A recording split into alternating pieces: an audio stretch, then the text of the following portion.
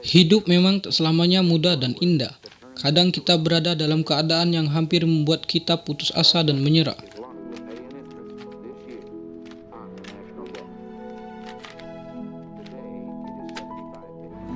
They all look so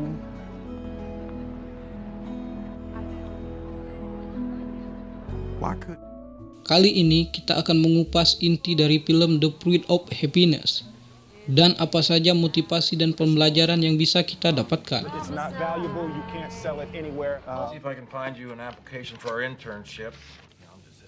Sebelumnya saya sampaikan video ini tidak membahas alur film secara utuh, sehingga saya akan membahas cerita dan adegannya dengan sangat singkat.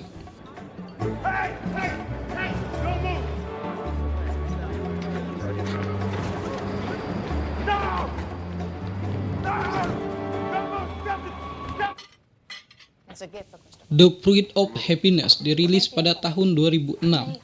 Pemeran inti film ini bernama Will Smith. Dia mempunyai seorang istri dan seorang anak.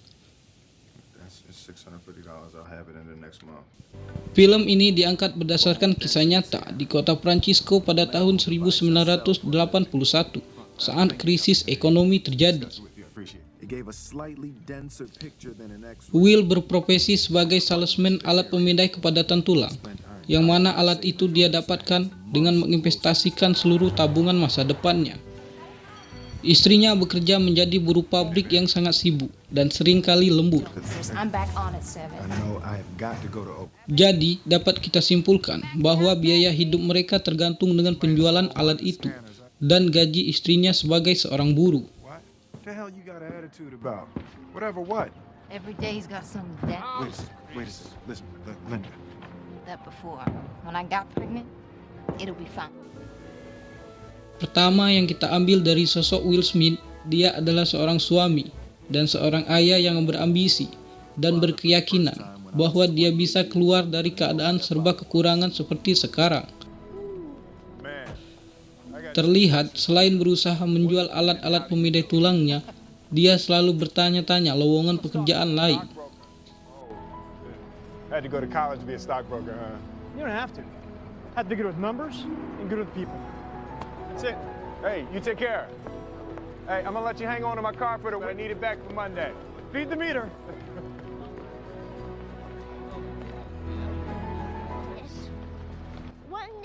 Kedua, di antara kesibukannya, dia menyadari bahwa dia adalah seorang suami dan seorang ayah yang penyayang dan bertanggung jawab. Ketika istrinya sibuk lembur kerja, dia selalu mengantar dan menjemput anaknya, dan sekali-kali mengajak anaknya bermain.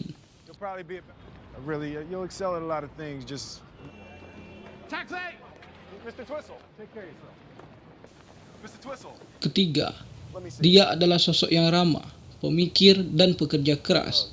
Dia selalu berusaha menyelesaikan sesuatu yang ada di pikirannya.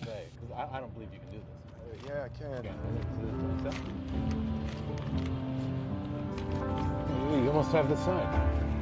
Oh, you almost had that one. I'm gonna get you. You're almost there.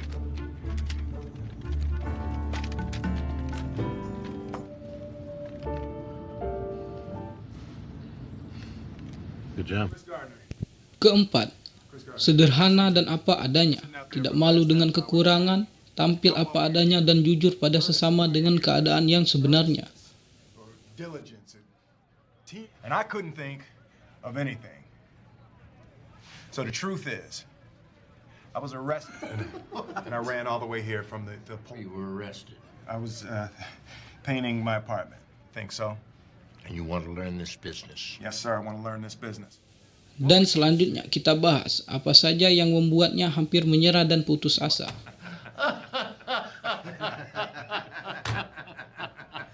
There's no salary. No. I was not aware of that. My circumstances, and I need to be certain. Setelah diterima magang di sebuah perusahaan pialang saham, dia sempat ragu karena kesepakatan dia tidak akan mendapatkan gaji magang selama 6 bulan. Berarti dia harus berpikir bagaimana kalau gagal. 6 months training to another brokerage. Tapi dengan keyakinan yang kuat, dia berusaha untuk optimis dan berusaha bagaimana bisa bertahan selama 6 bulan. Di sini dia melakukan semua pekerjaannya. Seorang salesman yang harus berjualan, karyawan magang di perusahaan, dan ayah yang baik untuk anaknya.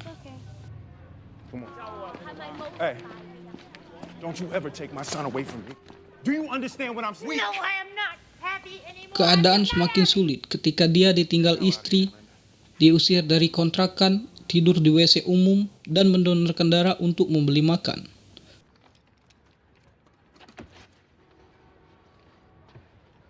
We can open the door. Did you hear what I said? Let's go. Open the door. Bahkan, dia sempat menangis di saat anaknya sedang tertidur.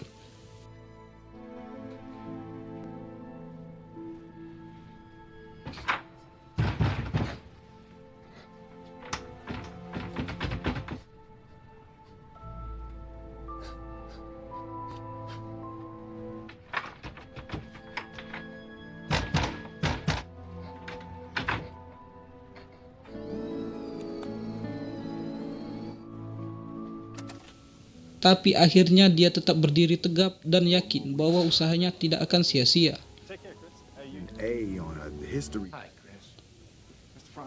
Hingga akhirnya kehidupan yang keras, tekad yang kuat dan perjuangan yang panjang membuahkan hasil. Dia diterima di perusahaan magangnya. Dan sampai sekarang dia berhasil mendirikan pialang saham sendiri. Well, tomorrow, though, if you'd like to work here as a broker. Would you like that, Chris? Yes, sir.